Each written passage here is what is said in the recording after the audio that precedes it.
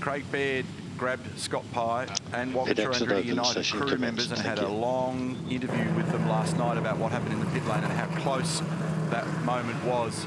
There was no penalty assessed, but the message was loud and clear about duty of care. Yep. We said at the start of the previous qualifying session for race 10 that there will be a tale of woe.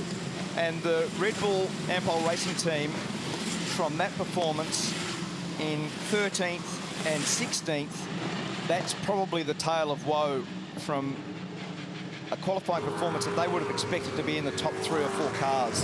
One of the things that Neil commented on in the previous run was when you're out of sync with the field, and that certainly hurt Cam Waters and some of those cars that are being investigated in terms of that impeding situation. So again, this is the curb cam, Repco curb cam from down the bottom of the hill, and that big long series of right-handers. Then you go through this tricky little left-hand change of direction, and then a long radius right-hander at turn 12 to lead down to 13 into the dip.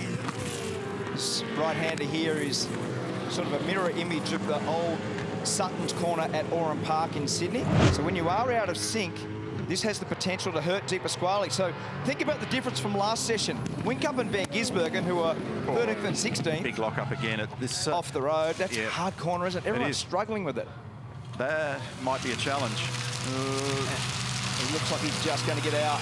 Ooh, that's lucky. Red flag there, you're over and out. And overall, the cumulative best lap of this session. He's on pole position for the previous race. Can he do it again?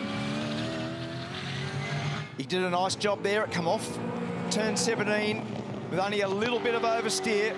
Not too much wheel spin, uses every little bit of road on the way out of the final corner. And what's it do for De Pasquale? It does. He beats them by 3/10 of a second. And Peels. And save fuel for the way. Check for your mirror and people behind. Thank you. Thank you. Peel's the best part of half a second plus out of his previous best, Anton De Pasquale, to be currently on the provisional pole. Shane Van Gisbergen's done the fastest first sector whilst we've been talking about Bryce Forward. Bryce said that it was a valuable test because he got about 3 to 4 hours of running. He said the best part about it was they just gave me sets of tyres and I went and smoked them. So he went and explored and overstepped the braking limit on a bunch of occasions. He tore up a heap of front tyres, but it gave him confidence then to understand where the edge is. It's not something you can do in the middle of a race meeting because you don't have time to do that. You can't be too adventurous. He ended up being 11th in that previous session. He's just jumped up beautifully into position number 5. So it underscores the value of getting some more mileage around here. And have a look where he is, because Mostert's down in 14th. His teammate, Bryce Forward. Chaz is down in 14th, and Bryce Forward is in 6th. Jack LeBrock just jumped into the top 10. Cam Waters as well. So James Courtney moving up. Chaz Mostert now responding. So Chaz has come up into position number 5. Good job. So still people completing their laps here. Van Gisbergen's on a good lap. Keep an eye on this one. His first sector was the best we've seen in the field, and that moves him up another couple of spots into 4th. So Van Gisbergen currently on the 2nd row of the grid. His teammate on the front row of the grid, Anton De Pasquale, may have nailed this. What's Percat got? I'm just looking at a lot of the cars coming onto the straight there now with no time left. Check a flag out. Percat comes up 5 spots to 10th. Where's Heimgartner? Heimgartner is currently 14th. And has he finished his lap? I think he has actually, Crompo. So that's the end of the session. Another great job. 2 poles in one day for young Anton De Pasquale. That's a great response. And they've got genuine car speed to show off for Shell V-Power Racing, and Dick Johnson will be very, very happy.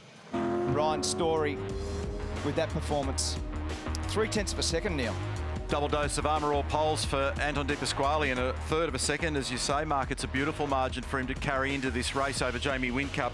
Previous best qualifying so far this year. He's been 3rd on 3 occasions, and I detailed earlier how many times he's been on that 2nd row of the grid. Cam Waters up onto the 2nd row of the grid now as well. Van Gisbergen, Davison, Mostert, Fullwood, Slade, LeBrock and Percat. Then James Courtney just outside, Winterbottom, Brown, Heimgartner, as you pointed out, marked down in 14th position. And then further through the field to Kostecki, Goddard, Jacobson, Fabian Coulthard, Kurt Kostecki, one of the wildcards this weekend, and Jack Smith.